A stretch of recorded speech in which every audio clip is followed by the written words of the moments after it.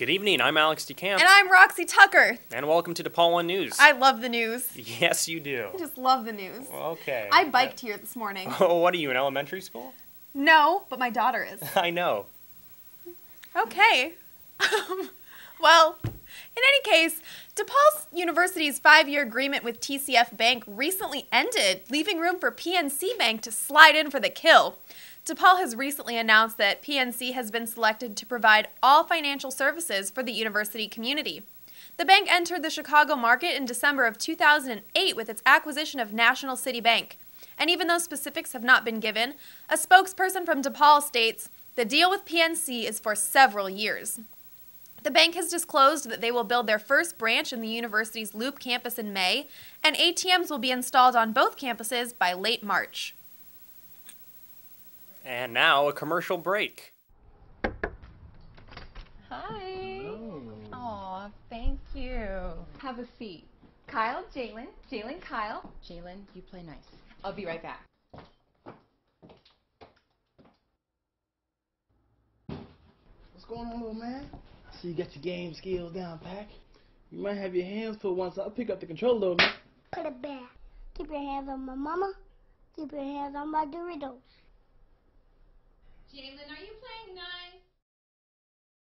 DePaul University is pleased to announce their 11th rendition of the world-renowned Vagina Monologues by Eve Ensler.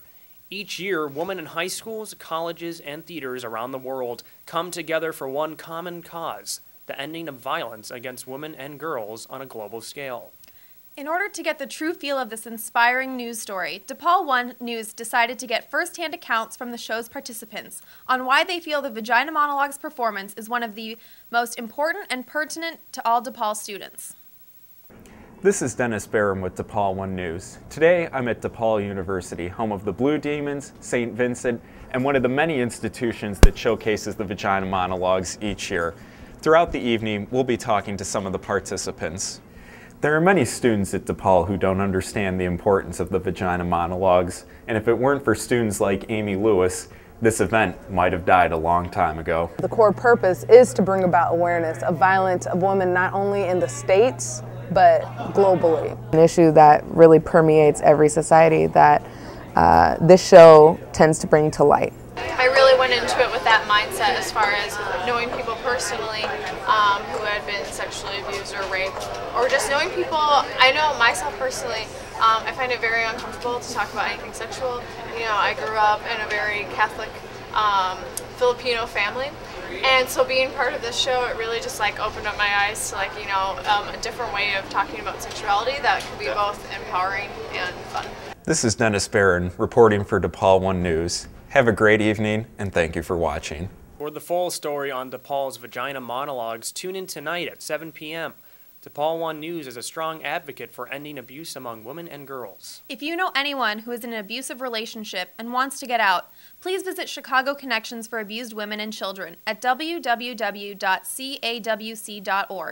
or call your local Chicago Domestic Violence Helpline at 1-877-863-6338.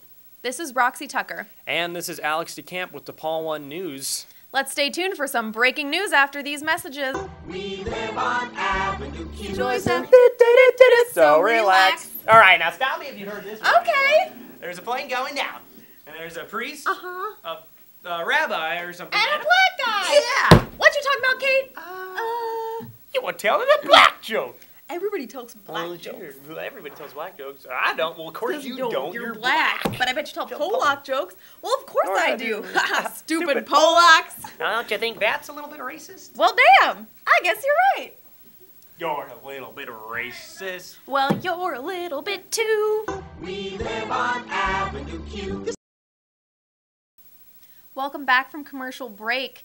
We have a very interesting story coming up about DePaul basketball. You know, speaking of sports, Alex, I hear that you only use your gym membership for a month. You're one of those people. That is correct, Roxy, but those muscles for that month are just pumping. Really? They get the ladies going. I don't think so. Oh, you shut up. Oh. Just tell me to shut up on national television. Just read the news. Well, Jerry Wainwright, who's more attractive than Alex DeCamp, DePaul University announced on Monday that Jerry Wainwright would be removed from his position as head coach of the Blue Demons, making him the fourth coach in Division I to leave since the beginning of the season. Many sports analysts have stated they saw this coming after an embarrassing season of 0-18 in the Big East last year and an 0-3 record this season. There were still 2 years remaining in Wainwright's contract, but part of the agreement was to recreate the competitive basketball program DePaul once had. Even though Wainwright led the Demons to a victorious 20-14 season in 2006, since then the Demons have been struggling to stay afloat. DePaul hasn't won a regular season game since March 2008. While administration is searching for Wainwright's replacement, assistant coach Tracy Webster will be serving as head coach of the Demons. Wainwright stated the following during a press conference. You know, if you have two sons, one of them's in the fourth grade and one of them's in the second grade, you're asking your fourth grader to make sure the second grader does the right thing. So, you know, I'm certainly not saying they're fourth graders, but I think the analogy is, you know, it's hard to assume leadership when you haven't really been a part of it.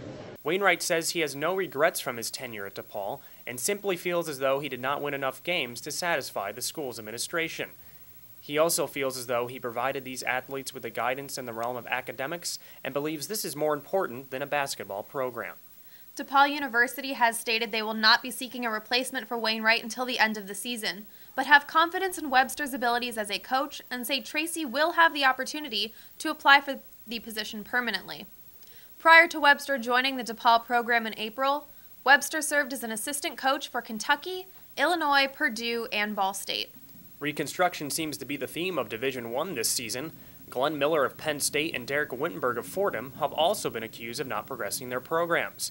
Terry Dunn of Dartmouth has also left his post, resigning from his head coach position for personal reasons. DePaul, as well as the other three universities, have faith in the athletes they have chosen to represent their institutions and feel these hard decisions had to be made in order to better their basketball program and ultimately lead them to victory in the future. What an interesting story, Alex. Yes, it is quite fabulous. This is why I don't play sports. Well, you shouldn't. Just don't. No. Anyways, I'm Alex DeCamp for DePaul One News. And I'm Roxy Tucker. Have a wonderful evening. Wonderful.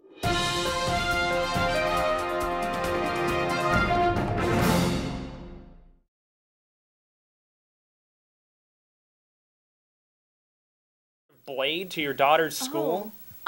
It was a cane, and she did not hide terrified, as some people sat under her desk. Polacks! Don't you think that's a little bit racist? Well, damn! I guess you're right. It was just a normal parent-teacher conference. Normal parent-teacher conference. Right. So relax. All right, now stop me if you heard this. Okay. There's a plane going down, and there's a priest. Uh-huh. Well, let's talk about vaginas. I have one of those. Yeah, you do. You want to tell them a black joke?